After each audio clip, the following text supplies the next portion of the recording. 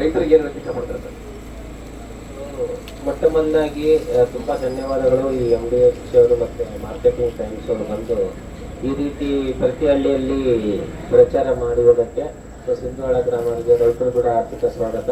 So ನನ್ನ ಹೆಸರು ಜಯಚಂದ್ರ ಅಂತ, ನಾನು ಒಂದು ಕಂಪನಿಯಲ್ಲಿ ಟ್ಯಾಗ್ರೋಸ್ ಅಂತ ಮುಖ್ಯಸ್ಥನಾಗಿ ಕರ್ನಾಟಕ ಸ್ಟೇಟ್ ಅಲ್ಲಿ ಕೆಲಸ ಮಾಡ್ತೀನಿ.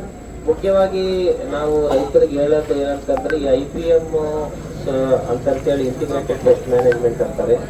ಅಂದ್ರೆ ನಾವು ಸಾಕಷ್ಟು ಇಲ್ಲಿ ನಮಗೆ ಕೀಟಗಳಾಗ್ಲಿ ಅದೇ ತರ ರೋಗಗಳಲ್ಲಿ ಸಾಕಷ್ಟು ಬರ್ತಾ ಹೋದ ಇಲ್ಲ.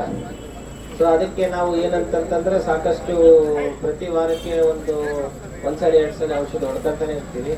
ಅದರಿಂದ ಏನಾಗತ್ತಂತಂದ್ರೆ ಆ ಪೆಸ್ಟಿಸೈಡ್ ಅನ್ನೋದು ಬಹಳ ಎಸ್ಪೆಷಲಿ ಹೂವು ಆದ್ಮೇಲೆ ಸಿಕ್ಕಾಬಟ್ಟೆ ಆ ಪೆಸ್ಟಿಸೈಡ್ ಅನ್ನೋದು ರೆಸಿಡ್ಯೂವಲ್ ಇದ್ದೇ ಇರ್ತಂದ್ರೆ MRL ಅಂತಾರೆ, ಅಂದ್ರೆ ಮ್ಯಾಕ್ಸಿಮಮ್ ರೆಸಿಡ್ಯೂವಲ್ ಲಿಮಿಟ್ ಅಂತಾರೆ. ಅಂದ್ರೆ ಬೇರೆ ದೇಶಕ್ಕೆ ನಮ್ದು ಮೆಣಸಿನಕಾಯಿ ರಫ್ತಾಗಬೇಕಂತಂದ್ರೆ ಅದು ಸುಮಾರಾಗಿ 122 ಅಂಶಗಳು ಟೆಸ್ಟ್ ಮಾಡ್ತಾರೆ ಅವರು. ಆ 120 ಫಾರ್ ಎಕ್ಸಾಂಪಲ್ ಅಮೆರಿಕಾಗೆ ಇರ್ಬೋದು, ಇಲ್ಲಾಂದ್ರೆ ಯುರೋಪ್ ಕಂಟ್ರೀಸ್ ಇರ್ಬೋದು. ಅದರಲ್ಲಿ ಏನಾಗ್ತಿದೆ ಈಗ ಭಾರತ ದೇಶದಲ್ಲಿ ನಾವು ಸುಮಾರಾಗಿ 20 ರಿಂದ 30 ಸಲ ಸಿಂಪಡಣೆ ಮಾಡ್ತೀವಿ. ಹೌದೇ ಇಲ್ಲ? ರೈತರ ಬೆಳೆ ಮೆಣಸಿನಕಾಯಿ ಬೆಳೆ ರೈತರು ಇಷ್ಟು ನೀವೆಲ್ಲ ಬೆಳಿತೀರಿ ಅನ್ಸುತ್ತೆ. ಇವಾಗ ಅದರಲ್ಲಿ ಏನಾಗ್ತಿದೆ ಅಂದ್ರೆ ಬಹಳ ನಮ್ಗೆ ಈ ಔಷಧ ಅಂಶ ಇರೋ ಸಲುವಾಗಿ ನಾವು ಬೇರೆ ದೇಶಕ್ಕೆ ಎಕ್ಸ್ಪೋರ್ಟ್ ಮಾಡಕ್ ಆಗ್ತಾ ಇಲ್ಲ. ಅಂದ್ರೆ ರೆಸಿಡಿಯಲ್ ಸಲುವಾಗಿ ಏನಂತಂದ್ರೆ ಸಿಂಪಡಣೆ ನಾವು ಆದಷ್ಟು ಎಷ್ಟು ಬೇಕು ಅಷ್ಟು ಮಟ್ಟದಲ್ಲಿ ಕಡಿಮೆ ಮಾಡ್ಕೋಬೇಕು.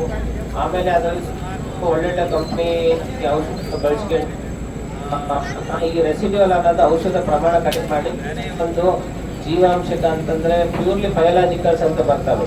ಈ ಬಯೋ ಕಂಪನಿ ಅಂತವಲ್ಲ, ಬಯೋಲಾಜಿಕಲ್ಸ್ ಅಂತ ಬರ್ತವೆ.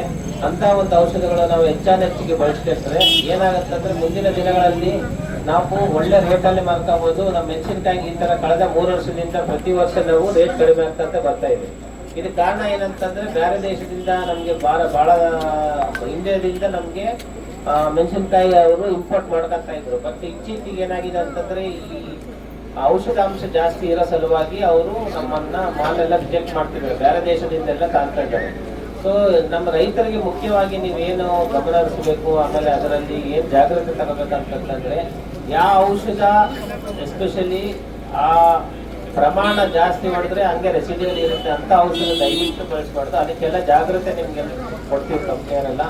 ಅದನ್ನು ನೀವು ದಯವಿಟ್ಟು ಕೇಳಬೇಕು ಅಂತ ನಂಬರ್ ತಗೊಂಡು ಇವಾಗ ಈ ತರ ಪ್ರಚಾರ ಮಾಡಿದಾಗ ಏನೇನು ಔಷಧ ಬಳಸಬಾರ್ದು, ಏನ್ ಔಷಧ ಬಳಸ್ಬೇಕಂತ ನಿಮ್ಗೆ ಒಂದು ಬುಕ್ ಇದೆ. ಆ ಬುಕ್ ಅಲ್ಲಿ ನೀವು ನೋಡ್ಕೊಂಡ್ರೆ ಯಾವ ಔಷಧ ಬಳಸಿದ್ರೆ ಒಳ್ಳೇದು, ಯಾವ ಔಷಧ ಬಳಸಬಾರ್ದು ಅಂತ ಕನ್ನಡದಲ್ಲೇ ನಿಮ್ಗೆ